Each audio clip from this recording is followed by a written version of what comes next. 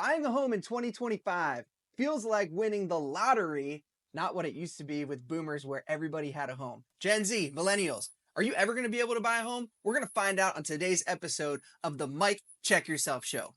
Let's go.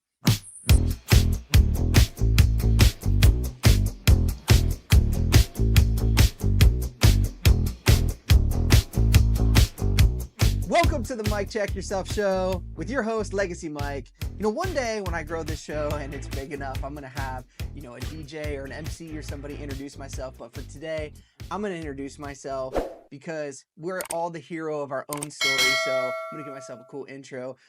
Welcome to the Mike Check Yourself Show with your host, Legacy Mike. Probably should edit that out, but Paul, keep it on the show, man. All right. We're here to be goofy. We're here to have fun. Welcome to the show, guys. This is the show for the misfits, for the entrepreneurs, for the people that are excited about dominating their life, for the people that aren't afraid to get sent to the principal's office, for the people that aren't afraid about getting written up from HR because we're unemployable, we don't care, and we're here to grow and live our best life. So, your host, Legacy Mike, I'm here to help you grow, be the best version of yourself, and learn some stuff that they don't talk about in school and they don't talk about in your daily life, which is why we're going to be talking about buying a home today. Very relevant topic. We're going to start with open mic, guys. This is the part of the show where I talk about anything I want to talk about. Picture we're in a comedy club. I'm going to make jokes. I'm going to goof around, and we're going to get this show kicked off. So let's do it. Buying a home, 2025. Is it even possible anymore?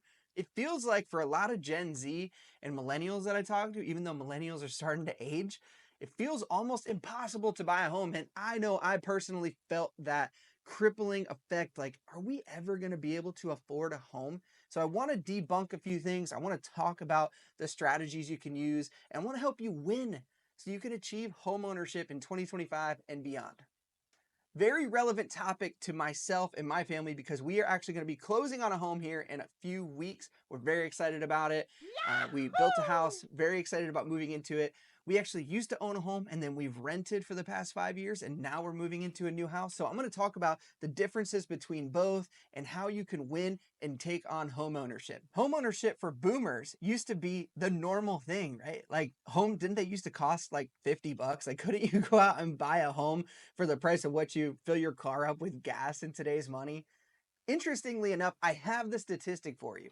Did you know that adjusted for inflation, so we're talking equal dollar amounts, the average home price in today's dollars when boomers were buying homes is $185,000. Okay, our numbers, what today's homes are actually valued at, the median home value. The median home value in today's day and age is $417,000. That is 125% more. We're paying over double for homes than boomers were adjusted for inflation. Isn't that crazy?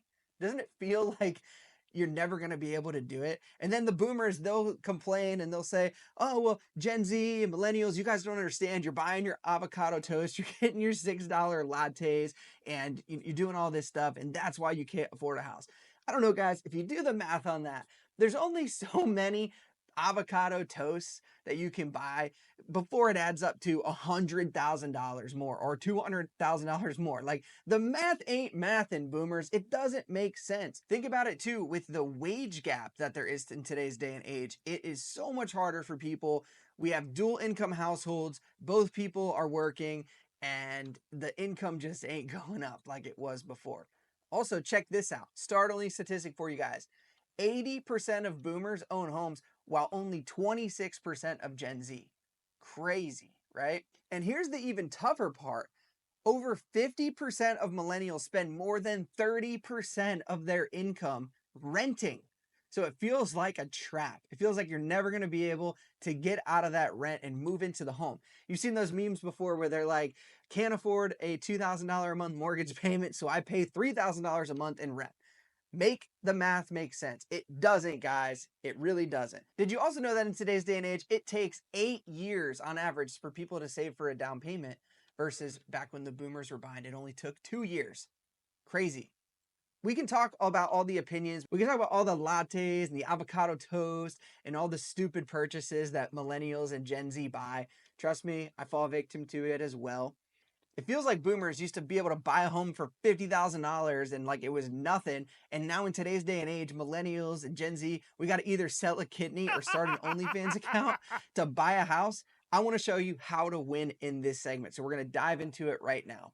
This part of the show is called Is This Thing On? Picture that we're in a comedy club. I'm testing the mic. I'm seeing if it's on. Is it possible in today's day and age to own a home if you're Gen Z or millennial? Let's talk about it. Interest rates are highest they've been in 20 years. If you didn't buy a house a few years ago, you're probably crying because you could have capitalized on a 3, 4, 5% interest rate. Now they're 7, 8, 9, 10%. It's just crazy. Like mortgage payments are going up by hundreds or even thousands of dollars per month. So what do? On top of that, you've got all of these hedge funds coming in and buying houses for cash, and you can't come in because your terms aren't favorable. You're taking out a loan. It looks more favorable for the seller to accept that cash offer. So it's almost like you can't even compete. It feels like you're getting crushed. And on top of that, rents are going up and inflation is rampant. So it feels like you can't even save the money for a down payment if you want. It feels like you're crippled. And if you're in that position, I'm going to tell you right now how to get out of that position because I've done that personally myself. So here's the first thing I always tell people. If you want to have more money, the easiest way isn't to cut expenses, it's to increase your income. So first thing I want to have you do is I want to have you find ways to increase your income, whether that's getting a promotion through work, starting your own business, doing a side hustle. Find ways to increase your income. It is way easier to go out and make $10 than it is to cut $10 out to a certain degree. I'm going to talk out of both sides of my mouth on this episode. Secondly, I would say cut expenses, cut things that aren't necessary. In our household, we make pretty good money. We have a successful business. It wasn't always that way. But even with the rise in income, we barely increased our lifestyle. So our income went way through the roof and then our lifestyle only went up by a little bit. I want to encourage you, if you do get a raise at work or you do have a side hustle, don't go out there and raise your living standards. It's called lifestyle creep and it will absolutely crush you. This is what most people in America do, especially the young generation. As soon as you get a raise, you go out and you buy something new, you go out and buy the latest iPhone, or you go out and buy a new car, and all of a sudden you're in this car loan that you feel crippled, and you're driving around a car to impress people that you don't actually like and don't even know. Please stop, guys, stop doing that. Stop raising your standards so much to where you have no margin left over. Agree. It's very simple. You need to spend less than you make. You need to go out and find ways to make money and find ways to decrease expenses. Those are the two things that you can do right now. The next thing I'll say is if you are renting right now, it's okay to rent. I can't tell you how many times that we felt the pressure to buy a home and we just weren't ready for it. All of our family members are like, when are you getting a house? When are you going to move into your own house? When are you going to own your home? You just keep renting. You just keep throwing your money away. We just weren't ready for it. We weren't ready for home ownership. We didn't feel like taking care of a property. We didn't know if we really wanted to live here or there. We actually moved from Pennsylvania where we owned our own home, moved down to South Carolina and rented because we're like, do we want to go back to Pennsylvania? Which thank God we didn't. No offense to Pennsylvania, but it's way better in South Carolina. But even in South Carolina, we moved around a few times to figure out, hey, really, where do we want to be? Where do we want to settle down? Where do we want to plant roots? And I need you to understand that that's okay. Did you know that the age of home ownership is going up? Now it's in the 30s when it used to be in the 20s. It's okay. Just like with marriage, the age is going up for people that are getting married later in life. I think it's okay to wait and really take your time and make sure that you're ready for it. But with the caveat of you need to be preparing, you need to be saving money, you need to be thinking about where you want to live, you need to be very intentional about buying a home. Apart from that, there's all these first-time homebuyer programs. There's all of these creative ways to do deals. We did a bank statement loan because we are self-employed. So we showed them our bank statement, showed that we have enough money to afford a home. There's all kinds of new programs that they're coming out with. There's first-time homebuyer programs where you don't even need to put money down on a home in order to afford it. Now, if you were listening to Dave Ramsey, he would tell you that that's stupid. That's actually what we did on our first home. And honestly, I don't know how much I really recommend that. I think Dave Ramsey's advice is solid in that.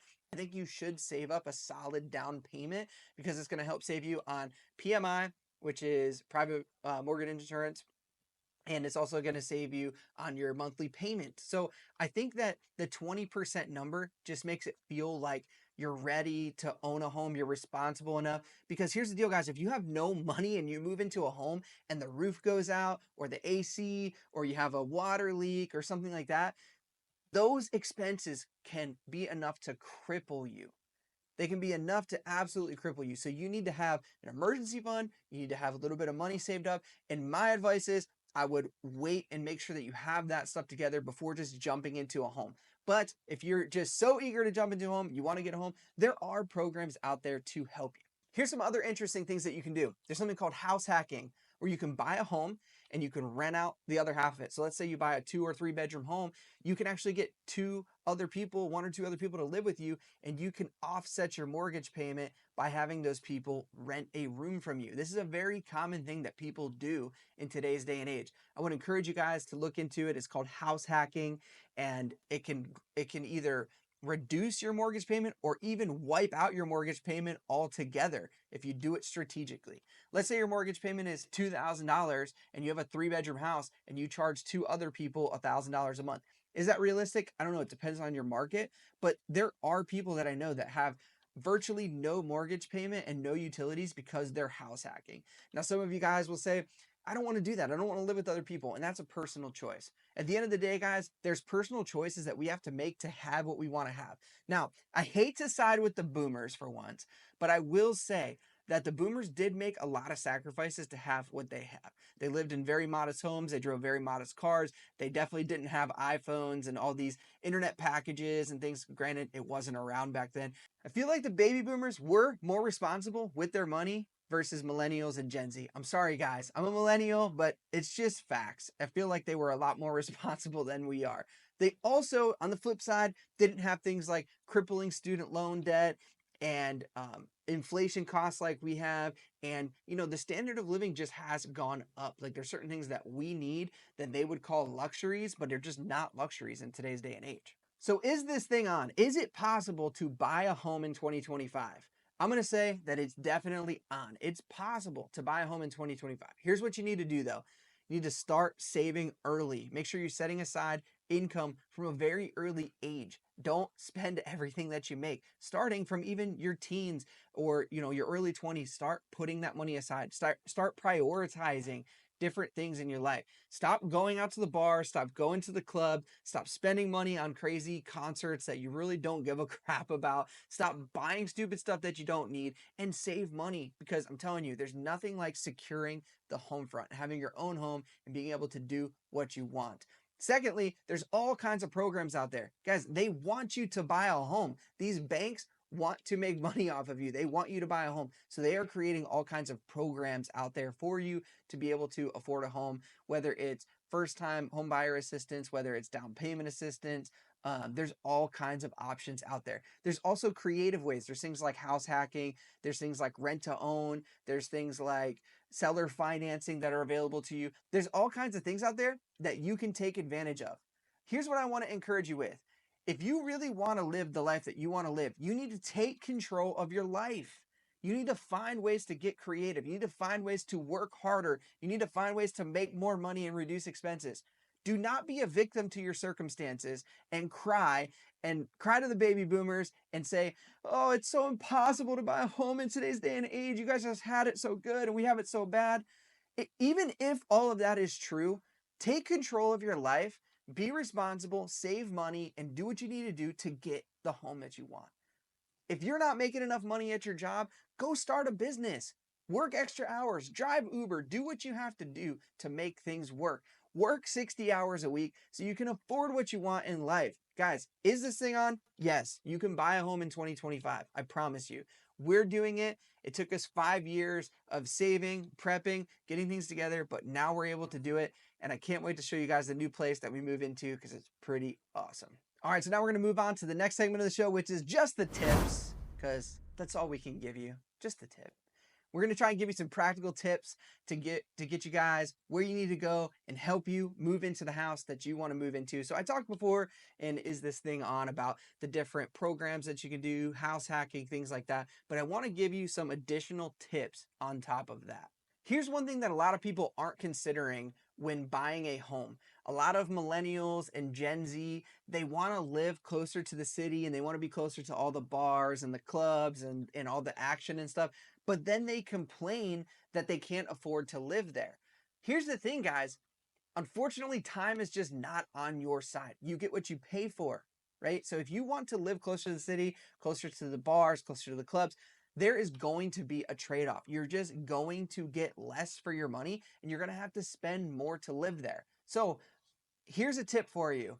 If you want to have a bigger home, you want to have a nicer home, you want to have more space, you are unfortunately just going to have to live in the suburbs. You're going to have to live farther away. Where we currently live in South Carolina, we live in a suburb outside of Charleston, South Carolina. And, all my friends that are younger than me, they make fun of me for where I live. They make fun of me that I don't live close to all the bars and everything. And they talk about their lifestyle and how they can just walk to the bar and get a drink. I'm like, I don't care. I really don't care because I want a big house. I want a nice yard. I want to be able to relax and I want to have my own space. So you need to figure out what's important to you. Do you want to live in a shoebox and be able to walk to the bars, or do you want to live in a bigger place but have to drive a little bit farther? Here's another tip, guys, because people talk about commutes all the time. They talk about, well, if I live farther away from the city, my commute is going to be a lot longer. Yes, it is. But you could find a job closer to you. And more, what I think you should do is build a business where you can work from home, which is what I do. There's strategic advantages to that. Another tip is there's a lot of write-offs that come with having your own business, like home office deduction. You can write off the interest on your home, things like that that can really help you offset your mortgage payment and expenses. And I highly encourage you to have the freedom and flexibility to not have to make that commute to go downtown and sit in traffic and waste your life away. Side note, I'm going to go off on a little tangent, but just think about that. If you're traveling an hour each way, that's 2 hours a day. That's 10 hours a week that you're wasting your life away sitting in traffic. I know some of you would say, that's why I want to live downtown. Well, it's a trade-off. It's a trade-off. So what I would say is do both. Build a business from home so you don't have to do the commute and live farther away from these cities and find up and coming markets because that's where the money is going to be made when you buy a home. Another tip is people will say things like, I want to buy a house so I can get the appreciation on the house so that I can get all of this equity. This is a myth, guys. This is kind of a myth unless you do it strategically. Because if you build up all this equity in a house and then you move in that same market, all the other homes around you have also appreciated at the same rate, unless you pick strategic markets, strategic neighborhoods, and areas where the appreciation is going up faster. But if you're moving from the same market, you're probably going to just pay more for the next house that you have to buy. What a lot of people have been doing is they move from places like New York and these expensive northeastern places, or they move from California and then they move to other states. Like a lot of people move from New York down here to South Carolina and they're amazed at how much they can afford for their house. So if you have an online job or you have an online business, why wouldn't you move to South Carolina or Florida or Georgia or some of these nicer places where you can work from home, you can enjoy the nice weather, and you can get a lot more for your money? Listen, everything in life has trade-offs. So for us, it has been difficult to be away from family at times. It's been difficult to uproot our family and move down to South Carolina. But what I can tell you is the trade-offs are so much better. So just the tips, don't be afraid to move away from home. Don't be afraid to move to a market that you can get more for your money. Don't be afraid to move for a job opportunity or to start a business that can increase your income. Remember, it's your life. You're able to make the decisions that you want to make. So do it. So we're going to move into the final segment of the show. This is the mic drop moments. This is where I just hit you with the final conclusion of the episode and tell you what to do. So here's a mic drop moment for you. The system is not built for you to win. So if you're waiting for the government to save your day or you're waiting for a family member to save your day, it ain't going to happen, guys. Agree. Go out there and get what you want in life. Increase your income, decrease your expenses, and do what the boomers say. Maybe they are right. Stop buying avocado toast. Stop buying expensive lattes. It'll only make you happy for 20 minutes, and buying a home will make you happy for years. Mic drop moment. Focus on what matters, guys. There's only so much bandwidth. There's only so much money out there in your budget. Be strategic with it. Do something with your money that you actually enjoy and is going to bring happiness to you as well as security to you and your family. Invest in assets and not liabilities. Stop buying stupid stuff that you don't need. Mic drop moment. Stop spending so much thinking time on Amazon. I know it's addicting. I know it's hard. There's so many things that I want to buy too, but we have choices in life. And at the end of the day, it is your responsibility. Stop being a victim. Stop looking in the mirror and saying that it's a boomer's fault, it's your parents' fault, it's a this or a that, it's because of your student loan debt. Well, here we are. There's nothing we can do to change it. Only you can change your circumstances. Totally Mic drop moment. agree. Only you can change your circumstances. Take control and ownership of your life. If you want to own a home in 2025, I want to encourage you. You definitely can. It's not the boomer's fault. You are not a victim. You have so much farther to go in life. You are called and created to do amazing things, and it is time for you to go out and get what you want. So put a plan together, do it. If you need help, comment below, comment on the show. Happy to help you out any way that I can. Happy to help walk you through any strategies that I do in my business or in my personal life to help you win in 2025. So with that, guys, home ownership, is it impossible? Is it a higher likelihood of winning the lottery? I don't think so. I think you can own a home in 2025. I want to see you guys win. Thanks for tuning in to the Mike Check Yourself show. Go out there and buy a home this year, guys. Go out and dominate. Let's go. Check it out. See ya.